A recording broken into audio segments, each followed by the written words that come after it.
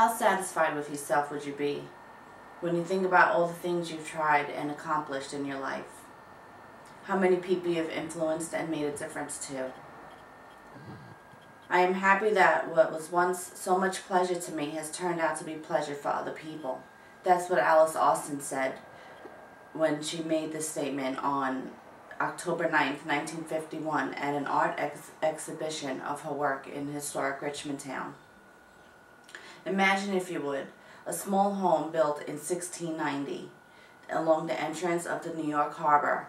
It has a gorgeous view of the Verrazano Bridge, and it is a charming suburban cottage with a beautiful view of a beautiful structure. Sorry, forget it.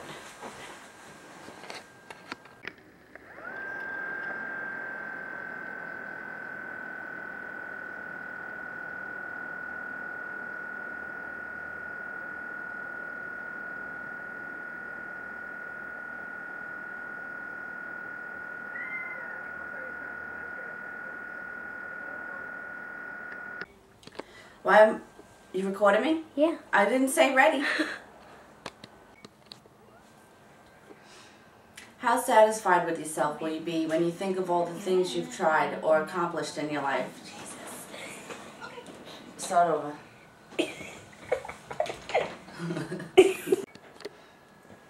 How satisfied with yourself will you be when you think of all the things you have tried or accomplished in your life and remain true to yourself?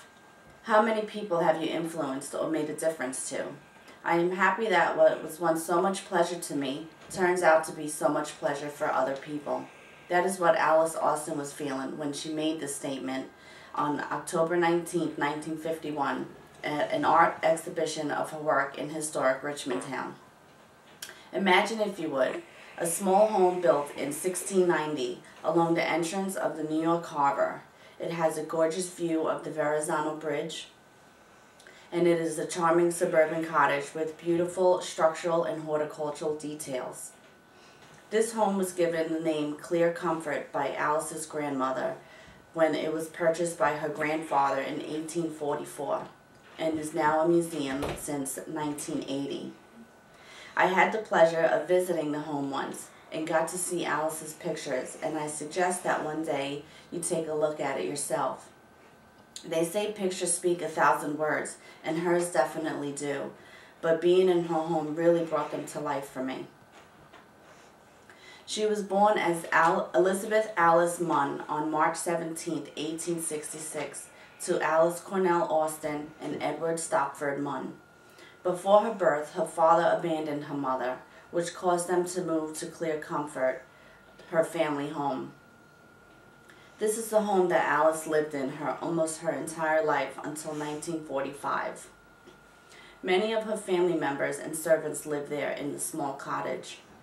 There was Alice's maternal grandparents, John and Elizabeth Austen, her mother's younger siblings, Peter and Mary, often called Aunt Min, and Aunt Min's husband, Oswald Mueller, as well as Alice and her mother.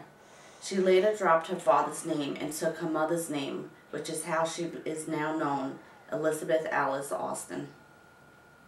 At 10 years old, her uncle Oswald brought home a camera, an early model dry plate camera, after a trip abroad.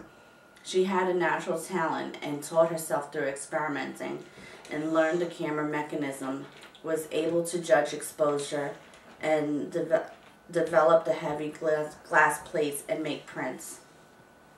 By the time she was 18 in 1884, she was not only technically skilled, but artistically accomplished as well.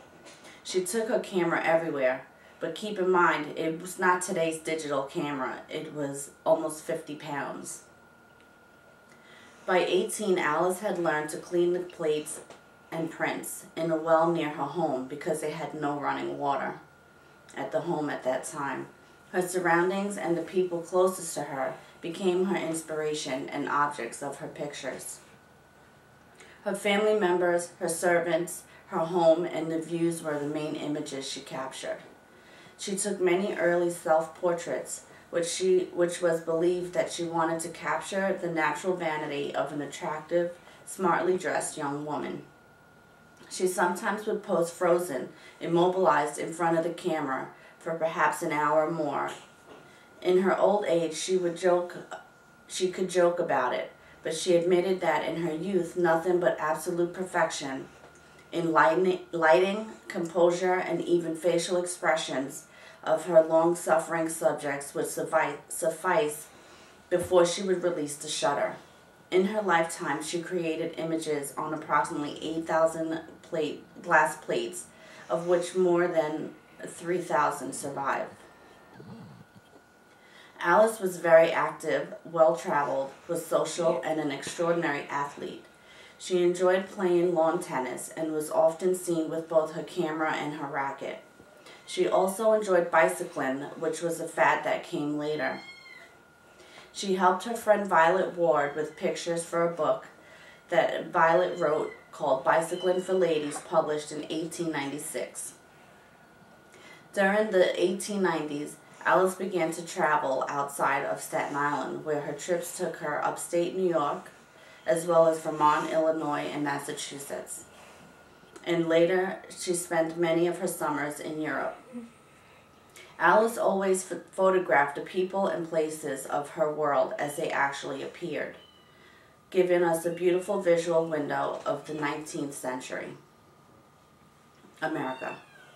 Alice Austen was one of the first American women to become a photographer with her style of documentary photography. She lived life as an independent, cultured woman during the Victorian age, but she also defied convention and challenged stereotypes in both her work and in her personal life. Much of Alice's work before age 18 was lost, but a lot can be seen at the museum at Clear Comfort. The plates of her pictures now belong to the Staten Island Historical Society.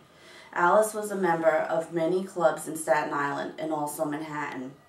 She was a member of the first tennis club in the nation, which was established in Livingston. Beginning in 1910, Alice was listed annually in the New York Social Register. She often went to the Richmond County Country Club on Staten Island and was a member of the Colony Club in Manhattan. In 1940, Alice founded the Staten Island Garden Club, an organization whose members are still involved in maintaining beautiful Victorian gardens at the Alice Austen Museum. In 1899, Alice met Gertrude Tate of Brooklyn, who was her longtime companion. Gertrude moved into Clear Comfort during 1917, where the two women lived together and supported each other for over 50 years. Alice lived such a privileged life, she was not at all prepared for what was to happen in her final years. When the stock market crashed in 1929, Alice, at 63 years old, lost everything, and life became a desperate struggle to survive. Her and Gertrude started a tea room on the lawn at Clear Comfort in order to pay for the household, in order to pay the bills and support the household. She was eventually forced to sell all her possessions, and in 1945, she lost the home she lived in her entire life. She had to officially declare herself a pauper on June 24, 1950, and was admitted to a local poorhouse on Staten Island Farm Colony. Alice lived her last 8 months in a nursing home, where she died peacefully in her sleep on June 9, 1952.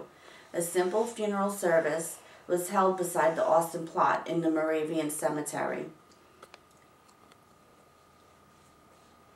Alice and Gertrude wanted to be buried together, but when Gertrude died in 1962, the Tate family would not honor their wishes. Alice was an independent woman who was active, social, and well-traveled. Her work recorded the life she lived on her own terms with her female friends, all of whom lived as independent new women. What is really fascinating about her is that she did not record from her own privileged life, rather from the lives of everyday people. The home that she grew up in is now a museum. With a visit, maybe you can feel the same pleasure she felt in her pictures. Thank you. Jesus Christ, talk about a heart